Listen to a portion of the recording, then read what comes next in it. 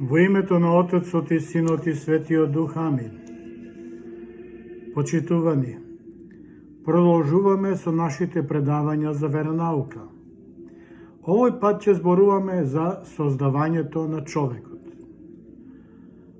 Најпосле откако Бог создаде се, го создаде и човекот како круна на се создадено. Човекот е најсовршеното суштество. За разлика од другите созданија, човекот има разум, има ум, слободна волја, има способност да размислува и способност да зборува. Тој е од Бога свесно и намерно создаден како таков. Неговото создавање има посебна цел, па затоа добил власт и должност да управува на целата земја, да ја обработува, да ја чува и да се грижи за неа.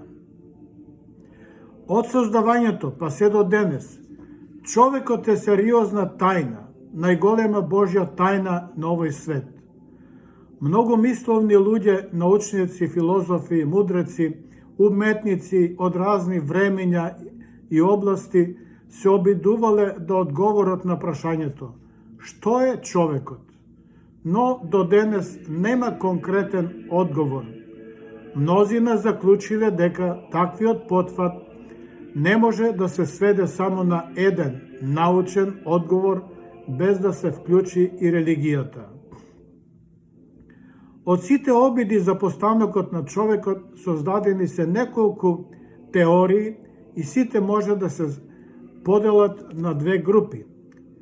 Едната група, научната, ја застапува теоријата на еволуцијата, која учи дека животот постанал од мртва материја и дека човекот постепено се развил од животно. Но тоа е голема заблуда и современата наука повеќе е наклонета кон создавање отколку кон еволуција. Животот постанува само од живот, рекол Луи Пастер, а истото го застапува и Вилијам Браун во неговата книга In the Beginning. Втората група учи дека човекот е Божјо создание. Некои религии, особено христијанството, јудеизмот и исламот, учат и веруваат дека човекот е уникатно Божјо создание. Според Библијата, во книгата Постанок, Бог го создал првиот човек Адам од прав, или земја, вдахнувајќи му душа. Таму се вели, а го создаде Господ Бог човекот од прав, земен и му дувна во лицето дух животен. И човекот стана жива душа. Постанок, глава 2, 2.17. Потоа Бог ја создаде жената Ева, така што Господ му прати на Адам тврд сон, кога заспа, зеде едно ребро и местото го потполни со тело или со месо. И Господ Бог создаде жена од реброто што го зеде од човекот Адам и ја приведе кај Адам. А Адам рече, еве сега коска од моите коски и тело од моето тело. Нека и биде името жена, зашто е земена од мажот. Книга Постанок, глава 2, 21 до 23. Исто како што со силата на својот збор Бог го создаде духовниот и материјалниот свет, така не можеме да го сватиме и објасниме начинот на создавањето на човекот. Тоа е несватлива вистина за човечкиот разум. Богословски гледано, човекот е спој помеѓу небесното и земното, спој помеѓу духовното и земното. Но ова докажува тоа што човекот е психофизичко суштество, има душа и тело. Недвосмислена вистина е дека Бог го создал човекот од материја и дух, тело и душа. Телото е составено од милиони ќелии, кои заедно го одржуваат духот. Душата има разум, има слободна волја, совест. Човекот бил создаден така што неговата душа постојано тежна е кон Создателот Бог. Преку разумот треба да го познае Бога, а преку слободната волја, преку совеста, да го признае и да го сака. Исто како што детето го сака својот родител. Тоа била дадената задача од Бога. Да се послужиме со текстот од Библијата каде се вели: да создадеме човек според нашиот образ и подобие, како што сме ние, кој ќе биде господар над рибите морски и над птиците небески, и над зверовите, над целата земја и над се што се движи по земјата. И го создаде Бог човекот според својот образ, според образот Божи го создаде, машко и женско ги создаде Адам и Ева. И ги благослови Бог и им рече: плодете се и множете се и наполнете ја земјата и господарете над неа и владејте со рибите морски и зверовите и птиците и сиот добиток и со целата земја и со сите животни што лазат по земјата. И рече Бог: еве ви дадов секако вид растение, што дава семе и какво што има по целата земја, и секакви дрвја што во себе имаат семе, според својот род и вид. Тоа да ви биде за храна ваша. И на сите зверови земни, на сите птици небески, на се што се движи по земјата и во кој има жива душа, им ги дадов сите тревни растенија за да имаат да јадат. Така и стана. Книга Постанок, глава 1, 26 до 31. Се поставува прашањето зошто Бог го создал човекот и дали имал потреба од тоа. Ова е едно од често поставуваните прашања.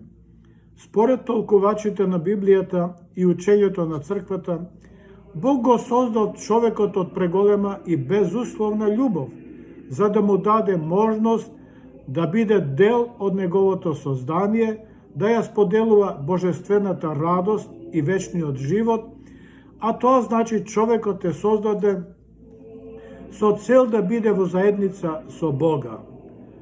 Бог како суштество со најсовршена љубов сакал да создаде суштество со кое ќе може да ја сподели својата љубов, а човекот свесно можел да му возврати. Човекот е лик Божи и подобие. Светото писмо вели: човекот е создаден според ликот Божи, што му дава уникатно достоинство и на голема одговорност. Што значи зборот лик Божи? Тоа значи дека има слободна волја, има совест, разум, способност за љубов, способност за расудување, што го прави единствено создание способно за духовно издигнување и за морален избор. Човекот е создаден над сите други созданија како круна на се, безгрешен, безсмртен и свет. Образот му е даден од Бога, а подобието или прилагодувањето кон Бога му е зададено. Односно, тоа е моја задача и должност да се издигне себе си како личност и да стане близок на Бога.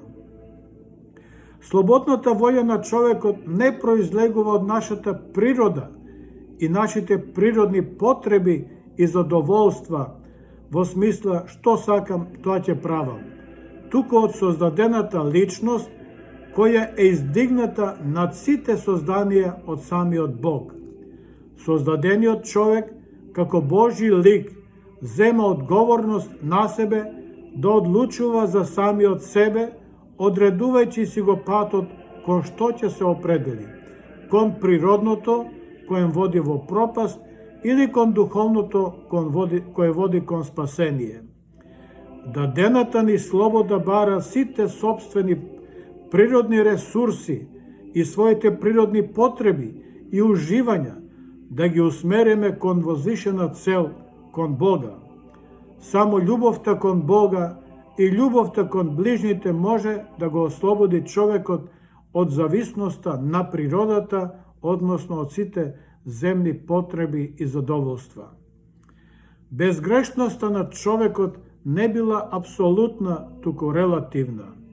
Таа зависело од неговата слободна волја, од неговата совест, а тоа значи дека човекот, ако сакал, можел и да не сгреши, бидејќи не било забрането да сгреши, но ниту му било наредено пак да сгреши. Со други зборови, гревот не бил составен дел на безгрешната човечка природа, но подоцна, откако сгрешил човекот, гревот станал дел од човечката волја, од совеста. Адам и Ева сгрешија. Прародителите Адам и Ева не останале во првобитната безгрешна положба во која беа создадени, туку ја прекршија Божјата заповед и отпаднаа од Бога и постанаа грешни. Гледано библиски, Бог им дозволил да јадат од плодовите на сите други дрвја во градината во рајот, но строго им забранил да јадат од конкретното дрво на средината во рајот, предупредувајќи ги за смртна казна. Тој ги предупредил доколку ја прекршат заповедта, сигурно ќе умрете. Битие 2 глава 17. Кои се последиците од прекршувањето на Божјата заповед? Ева не можела да издржи на искушението од ѓаволот и каснала од плодот, а потоа му дала на Адам и тој исто така јадел. Првата последица од прекршувањето на заповедта била во тоа што истиот момент ја изгубиле својата совршеност и бесмртност, од бесмртни станаа смртни. Иако физички не умреле во истиот момент, нивната природа веќе била заразена од гревот. Втората последица била во тоа што веднаш биле протерани од рајот. Тоа бил почеток на страдањата, подосна настапила и физичката смрт. Ѓаволот е причината за нивниот грев, но никако не треба да се заборави и субјективната страна на Адам и Ева, односно злоупотребата на нивната слободна волја и непостапувањето според совеста. Заведени од ѓаволот со привлечно лажно ветување дека ќе станат богови, тие постанале непослушни кон Бога. Гревот на прародителите Адам и Ева е наречен првороден грев. Нивниот грев е судбоносен за целото човештво, бидејќи од тогаш се пореметува односот помеѓу човекот и Бога. Наместо да се уподоби кон Бога, човекот се уподобува кон ѓаволот, а со тоа самиот се осудил на двојна смрт. Прво духовна смрт, а подоцна и телесната смрт. Што е духовната смрт? Најпрво лишувањето од Божјата благодат, а потоа оддалечување од Бога. Откажувајќи се од Божјата светлина, душата оди во мрак, оди во тага и страдање. Губејќи ја милоста Божја, човекот врз себе наведе секаков неред, недостатоци, наклонетост кон грев, болка и смрт. Рековме дека казна за гревот е губењето на благодатта Божја. Што е Божјата благодат? Благодатта Божја е сила, енергија, која ја ослободува душата на човекот за повисок духовен живот на земјата, водејќи не во Царството Божјо. Доколку сме послушни кон Бога, благодатта ќе ни помага да достигнеме духовна возвишеност. Воспротивно ја губиме благодатта. А што е телесната смрт? Телесната смрт настапува со разделувањето на душата од телото и така телото од нераспадливо станало распадливо. Бидејќи сите луѓе на земјата потекнуваат од прародителите Адам и Ева, затоа и првородниот грев по пат на наследство преминува кај сите луѓе и е наследен. Така се вели во книга Битие 2 до 4 глава. Се поставува прашањето: зошто гревот на Адам и Ева се пренесува на сите генерации? Светиот апостол Павле вели: како што Адам и Ева станале смртни и подложни на гревот, така и сите луѓе се раѓаат со природа која е склона кон промашување на Божјите заповеди. Послание до Римјаните, 5 глава 12. Првите луѓе со својата непослушност се оддалечиле од Бога и во човековата природа внеле склоност кон злото, кон болестите и кон смртта. Овој грев не значи лична вина на секој човек поединечно, туку генетско и духовно наследување на таа нарушена состојба. Целиот човечки род потекнува од Адам и Ева, па како што коренот на дрвото ги храни гранките, така и првите луѓе, како прародители на човештвото, ја пренеле својата пореметена природа на сите потомци. Но ајде да поставиме едно хипотетичко прашање во смисла што би било кога би било. Да речеме вака: доколку ние би биле на местото на Адам и Ева, дали не би ја направиле истата грешка? Јас сум уверен дека сигурно би ја направиле. Зошто? Затоа што согледувајќи ја денешната состојба кај луѓето и нашиот однос кон Бога и кон луѓето, кон ближните, ние правиме големи престапи. Ѓаволот успел да ја придобие Ева индивидуално, а денес сите му се преклонуваме на ѓаволот колективно. Гледаме како верата во Бога ослабува, љубовта исчезнува, омразата меѓу луѓето се шири и се зајакнува и се повеќе се шири криминалот кој цвета насекаде. Божјата заповед кон Адам и Ева во основа е заповед за постот. Постот како дисциплина и денес постои во црквата, но колку го практикуваме? Одговорот е разочарувачки. Многу малку луѓе денеска се одлучуваат да постат, да бидат послушни кон Бога, да бидат послушни кон Божиот закон и кон оваа верска дисциплина. Благодарам.